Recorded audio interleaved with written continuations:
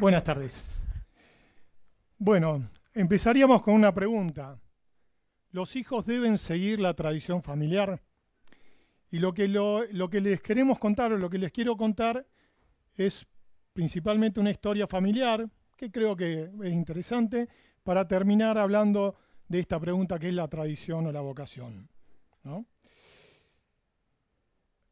Allá por fines del siglo XIX, en 1890, para no hacer tantos cálculos, en Inglaterra los campesinos no la estaban pasando muy bien.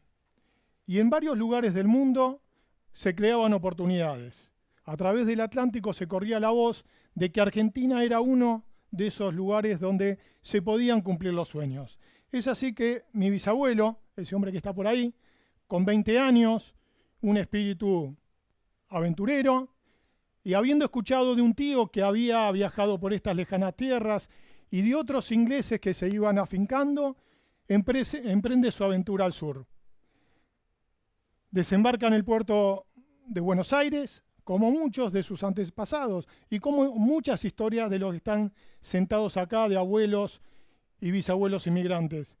De ahí va directamente 450 kilómetros al noroeste, ya tenía un trabajo como mayordomo en una estancia, en una colonia que había sido ya desarrollada por el flamante Ferrocarril Central Argentino. Esa colonia estaba integrada por el Trébol, es ahí donde se radica, que es la flor de Irlanda, muy cerquita de las Rosas, que es la flor de Inglaterra, y a pocas leguas los Cardos, que es la flor de Escocia. Va formando gente, se va forjando individualmente, recuerden que era muy joven, e inevitablemente a los pocos años se casa o lo casan, la historia no lo dicen, con mamita, mi bisabuela, doña Rosa. Si la ven muy bien, es una criolla, mezcla de sangre española, y algún tío en una reunión de hace poco dijo que hasta hay sangre inca ahí. Vamos a creerle. Bueno, juntos se van formando, van haciendo una familia, se establecen en la Porteña, el Trébol, esa es la casa, van criando 7 hijos, el mayor, David, mi abuelo. Los primeros años de esta familia variaban entre el deporte, el polo, que lo practicaban a lo criollo, si bien ellos descendían de ingleses, eran criollos, ¿no? Y se le dice el deporte de los reyes. Pero también alternaban con el estudio, las vidas rurales. Ese estudio, a su vez, iban pupilos a Buenos Aires o alguno terminó estudiando en el viejo continente. David jugaba mucho al polo con uno de sus hermanos, recuerden que eran 7, con Juan. Muy bien, iban pasando los años y cada vez el deporte los llamaba más. Hasta que en el año 22, ellos dos, junto a otros 2 polistas argentinos, también de apellidos medios ingleses, son convocados a Europa a jugar una serie de torneos. Nadie daba un mango por ellos, ¿tá? Y allá en Inglaterra, cuando desembarcan, una persona de casualidad los recibió. De los 12 torneos, ganan todos los torneos, ¿no? A tal punto que ellos y toda la sociedad se sorprendió. Esto llevó a que el equipo, el Dream Team de la época, estaban en Estados Unidos y los invitaron a jugar para allá. Ellos agarraron el barco, tenían todo el tiempo del mundo, parece, un viaje en barco eran 40 días, ¿no? Y se fueron para allá, se fueron a Estados Unidos. Tenían que jugar contra el Dream Team. La pregunta es, ¿ganaron? No, no ganaron, pero la hazaña la cumplieron. Es muy difícil transmitir en poco tiempo y a lo mejor con Diego podemos hacer una película después de esto, pero volvieron tan anchos de gloria que cuando regresaron empezaron a formar sus propias familias. Mientras tanto, los hermanos y su padre ya emprendían una nueva aventura, ir al sur del sur. Recuerden que cuando mi bisabuelo había desembarcado en el Trébol, desarrolló el campo, alambrado, poste, quebracho, varillas, aguadas, molinos. Todo eso era la tecnología, todo eso era la innovación, sumada a las razas inglesas que incorporaban al manejo de rodeos y a la infaltable caballada. Eso era innovación, tecnología, era el iPad y era el iPhone de hoy, ¿no? Y todo eso lo llevaron hasta Pulmarí, Neuquén. Aquellos tíos abuelos, etcétera, iban a estas lejanas tierras, Neuquén, cerca de la cordillera. Habían comprado 65.000 hectáreas y tenían que desarrollar todo eso. Viajaban en tren, camión, caballo, mula.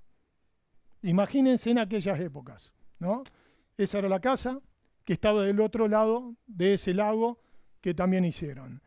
Solamente los que conocen aquella zona, la Patagonia, pueden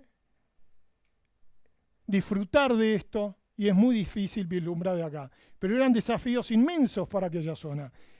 ¿Cómo hacían estos tipos? Es la pregunta. ¿Cómo hacían estos tipos para enfrentarse con tantos retos a la distancia, sin GPS, sin Facebook, etcétera, ¿no? Y volvamos al polo. En 1924 se disputaba las Olimpiadas de Berlín. El equipo de polo argentino, donde estaban estos dos hermanos Miles, pero ahora había otros dos, eran convocados nuevos y ya estaban sólidos, no eran más esa promesa. Por primera vez en Argentina se podía dar que un equipo aspirara a una medalla. Juan, el tío Juan, va. Y mi abuelo David se le presenta un dilema: aspirar a conquistar el mundo desde el polo o bien conquistar lo que muchos de nosotros queremos a diario, que es la familia. Eso trascendental. Nacía su primera hija y por convicción decide quedarse.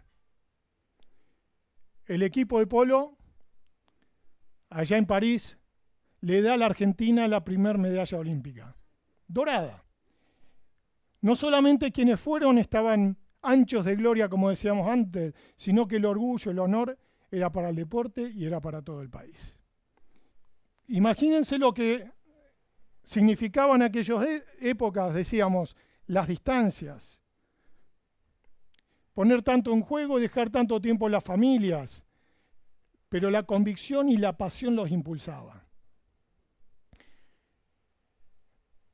Para moverse en tantas distancias, la familia también tenía un avión. Es más, mi abuelo era representante de una marca de aviones hasta el año 34. En el año 34, mostrando un avión en la laguna de Gómez, Junín, cae precipitado y fallece, ¿no? 45 años. Mi abuela Granny tenía 6 hijos. El menor, que está por acá, el más chiquitito ahí, mi padre. Granny siguió yendo a Pulmarí durante 12 años, todos los veranos, de diciembre a marzo. Era una tierra que habían ido con toda su familia política y lo siguieron haciendo. Era una tierra que era entrañable para ellos y de esfuerzos y de memorias entrañables. Y nunca lo dejó de hacer hasta el año 46, cuando en un remate público, muy habitual en esa época, sale a remate y el Estado Nacional se constituye en el único postor. Bien. La historia continúa y lógicamente la familia se va expandiendo, así como se van subdividiendo y vendiendo los campos. Algo inevitable, ¿no? Viene la historia de mi padre, que empieza a trabajar del campo, pero eran tiempos difíciles, dicen. Como también tiempos difíciles repetimos a cada rato. Hace 20 años, cuando me recibí de contador, recuerdo que en el acto de graduación un estudiante dijo: los tiempos difíciles que nos tocan vivir. El decano, un hombre mayor, le tocaba hablar después y le dijo: lamento al joven estudiante, pero lo voy a contradecir. Los tiempos difíciles eran los de nuestros abuelos y bisabuelos. Mi padre también tuvo tiempos adversos, años de sequía y una personal aversión al riesgo. Entonces decide, como muchos de los otros parientes, ir a la ciudad. y empezar una nueva historia en la ciudad. Pasan los años y la familia no fue viviendo del campo, recién con la siembra directa y algo que viene más acá. Mi historia personal, recién uno puede decir, bueno, tenés la tradición familiar agropecuaria y eso te marca. En parte sí, pero después viene la convicción personal.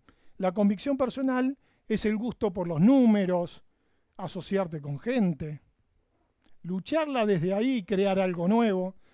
Y es ahí donde me fui incorporando con gente con valores compartidos como los de mi familia, ¿no? Pero proyectando nuevos sueños.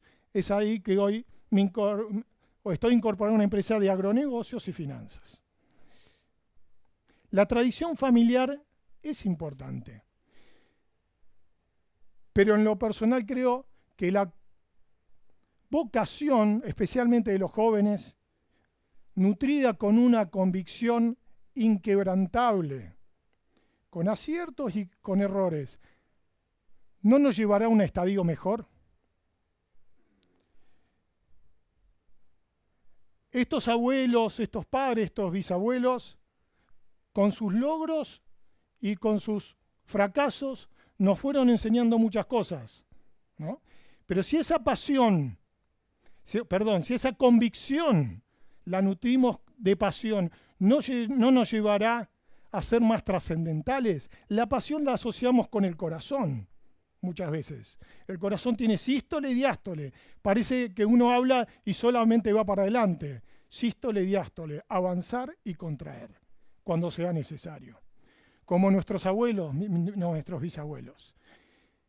¿No les pasa a veces, uno se pregunta, que pensamos como los Australopithecus? Este ser que era parte de nuestra evolución, tenía 515 gramos de cerebro. Hoy estudiamos las neuronas, las interconexiones, y tenemos 1,3 kg de cerebro. Tenemos que aspirar a mucho más, tenemos que pretender mucho más, ¿no? Y no quedarnos en eso.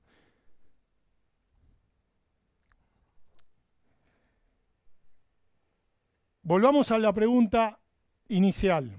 ¿Y los hijos deben seguir la tradición familiar? En lo personal, y acá hay 2 testigos de los 3 que tengo, 2 hijos, creo que es una elección de ellos. La tradición algo les puede dar, pero todos hemos transitado y han visto que hemos cambiado. Si vemos los padres, los abuelos, los bisabuelos, ¿qué hacíamos en la familia? Las nuevas generaciones tienen que perseguir sus propias vocaciones, fracasar, equivocarse, caerse como los hijos de 1 año, como mi abuelo del caballo a 60 km/h. Y cada caída tiene que ser volver a levantarse. En definitiva, uno sigue canciones, poemas o personas. Yo sigo a Rudyard Kipling, que tiene un poema que se llama Sí, y termina: tuya es la tierra y todo lo que contiene, y lo que es más será su nombre, hijo mío.